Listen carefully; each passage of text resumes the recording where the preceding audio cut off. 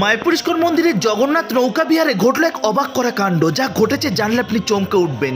প্রতি বছরের ন্যায় এবছরও এই জগন্নাথ নৌকা বিহারের আয়োজন করেছে ইস্কন মায়াপুর ম্যানেজমেন্ট।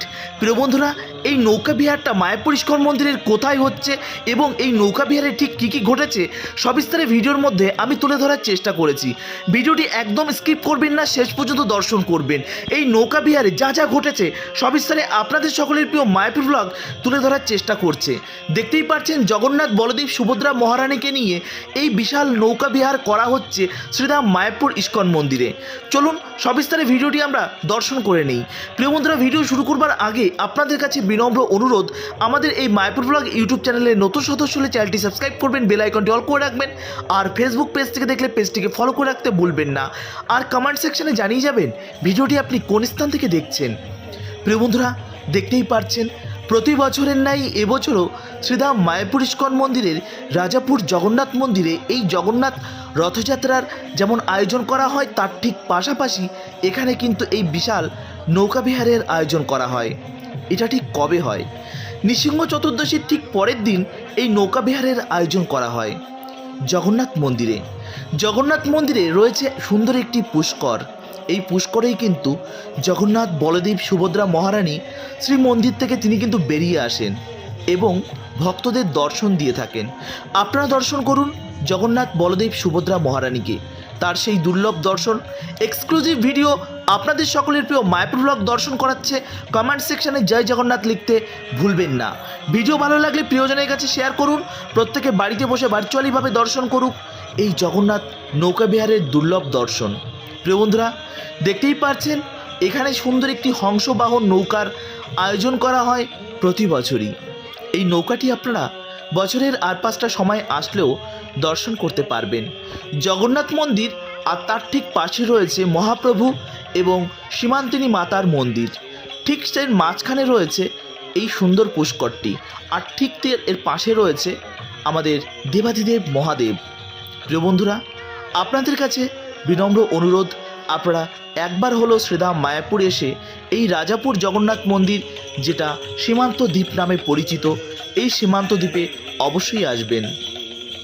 মহাপ্রভুর সান্নিধ্য বা কৃপা পাবার জন্য স্বয়ং পার্বতী মাতা এখানে সীমান্তিনী মাতা হিসাবে আবির্ভাব হয়েছিলেন এবং এই স্থানে মহাদেবের স্ত্রী মানে দেবাদিদেব মহাদেবের স্ত্রী পার্বতী মাতা তিনি কিন্তু সাধনা করেছিলেন মহাপ্রভুর কৃপা পাওয়ার জন্য। দেখতেই পাচ্ছেন এই নৌকা বিহারে যে ভগবান আছেন তাঁকে ভোগ লাগানোর জন্য ভক্তরা এখানে অপেক্ষা করছেন। প্রত্যেকে গৃহ মন্দির থেকে বা বাড়ি থেকে তারা কিন্তু সুন্দর পরমান্ন, কেউ এনেছে পুষ্পান্ন, কেউ এনেছে অনেক রকমের খাবার, যেগুলো ভগবানকে প্রসাদ নিবেদন করা হবে। তো ভগবানকে নিবেদন করার পর সেই খাবারটা হয়ে ওঠে মহাপ্রসাদ। প্রিয় বন্ধুরা, আপনারা জানেন যে জগন্নাথ বলদেব সুভদ্রা মহারানী এবং জগন্নাথ স্বয়ং তাঁর প্রসাদের কত মহিমা। প্রসাদ পাবার জন্য দেবাদিদেব মহাদেব থেকে শুরু করে স্বয়ং বিভিন্ন দেবলোক তারা কিন্তু অপেক্ষা করে থাকেন। তো ভক্তরা জগন্নাথ বলদেব সুভদ্রা মহারানীকে ভোগ নিবেদন করার জন্য এখানে কিন্তু গৃহ থেকে তারা কিন্তু বিভিন্ন রকম ভোগ রন্ধন করে নিয়ে আসে। আর এই সুন্দর পুষ্করে চারিদিকটা ভগবানকে এরকমভাবে ঘোরানো হয়। তবে আমার বিনম্র অনুরোধ, এই ভিডিও যদি আমাদের রাজাপুর ম্যানেজমেন্ট কর্তৃপক্ষ যদি আমাদের এটা দেখে থাকেন তবে অবশ্যই বলবো, এই পুষ্করটা বছরের আর 5টা সময় যেমন থাকে, অবশ্যই আমাদের এই বিশেষ ফেস্টিভ্যালের টাইমে এখানে এই পুকুরে কিছু চুন বা কিছু কেমিক্যাল দিলে এই জলটা অনেক ক্লিন করা হয়। কেননা এখানে জগতের নাথ জগন্নাথ তিনি এখানে পরিক্রমা করবেন। তো এই বিষয়টা একটু নজর দিলে ভালো হয়। কথায় খারাপ লাগলে ক্ষমা করে দেবেন। প্রিয় বন্ধুরা, তার ঠিক অপর দিকে চলছে কীর্তনের মহা সমারোহ, কীর্তন মেলার আয়োজন করা হয়েছে। তো নৃসিংহ চতুর্দশীর পরের দিন হবার কারণে ভারতবর্ষের বিভিন্ন প্রান্ত থেকে যত ভক্ত এসেছেন প্রত্যেকেই কিন্তু জয়েন্ট করেছেন, প্রায় প্রত্যেকেই জয়েন্ট করেছেন এই রাজাপুর জগন্নাথ মন্দিরে এসে এই নৌকা বিহারে। তবে এর মাঝে একটা ক্ষুদ্র কথা না বলতে পারলেই নয়। আপনাদের কাছে অনুরোধ থাকবে, আমরা যারা সনাতন ধর্মাবলম্বী রয়েছি আমাদের প্রত্যেকেরই উচিত আমাদের সনাতন ধর্মের বিভিন্ন প্রোগ্রাম এবং এই ফেস্টিভ্যালগুলো আমরা মহা জাঁকজমকপূর্ণভাবে আয়োজন করব এবং আমার সন্তানদের, বাড়ির সন্তানদের প্রত্যেককে নিয়ে সেই সমস্ত অনুষ্ঠানে অংশগ্রহণ করব এবং আমাদের সনাতন ধর্মটা আরও সুন্দরভাবে তারা যাতে অ্যাক্টিভ হয়ে যায়, তো সেই বিষয়ে আমাদের নজর রাখা উচিত। প্রিয় বন্ধুরা, আপনারা প্রত্যেকেই জানেন ভারতবর্ষের বিভিন্ন প্রান্তে বিভিন্ন ধর্মাবলম্বীর মানুষ থাকলেও আমাদের সনাতন ধর্মাবলম্বীর যারা আমাদের বাড়ির বাচ্চারা আছেন তারা কিন্তু অতটাও অ্যাক্টিভ নয় সনাতন ধর্ম সম্পর্কে। এর জন্য দায়ী কে? এর জন্য দায়ী হচ্ছে আমাদের গৃহে থাকা আমাদের পিতামাতা। কেননা পিতামাতারা নিজেরা কখনো সনাতন ধর্ম সম্পর্কে সচেতন নন এবং বাচ্চাদেরও সচেতন করেন না। তার জন্য অনেক সময় দেখা যায় আমাদের ঘরের অনেক বোনেরা তারা কিন্তু অনেক বিধর্মীদের প্রলোভনে তারা কিন্তু অনেক জিহাদের আক্রান্ত হয়ে থাকে। তার জন্য আপনাদের কাছে বিনম্র অনুরোধ, আপনারা অবশ্যই আপনাদের বাড়ির সন্তানদের একটু সচেতন করবেন। এই ভিডিওটার মধ্যে এই কথাগুলো অপ্রাসঙ্গিক হলেও এটাই বাস্তব। আর অবশ্যই আমাদের উচিত আমাদের প্রত্যেককে মা এবং বোনেদের তাদের যথেষ্ট রেসপেক্ট দেওয়া উচিত। তাদের রাস্তাঘাটে কখনো কোনো প্রবলেমে পড়লে তাদেরকে অবশ্যই আপনারা সহযোগিতা করবেন। প্রিয় বন্ধুরা, এই নৌকা বিহারের দুর্লভ ভিডিও আপনাদের কাছে কেমন লেগেছে অবশ্যই জানাবেন। এবার আপনারা বলবেন যে প্রভুজি আমাদের যদি একটু আগে থেকে জানাতেন তাহলে হয়তো আমরা যেতে পারতাম। দেখুন, আমার চ্যানেলের প্রত্যেক ভিডিও যারা কন্টিনিউ দেখেন তারা জানেন যে আমি কবে কোন ভিডিও হয় এবং কবে কোন কোন প্রোগ্রাম আছে প্রত্যেকটা ভিডিওর আমি বলে দিই।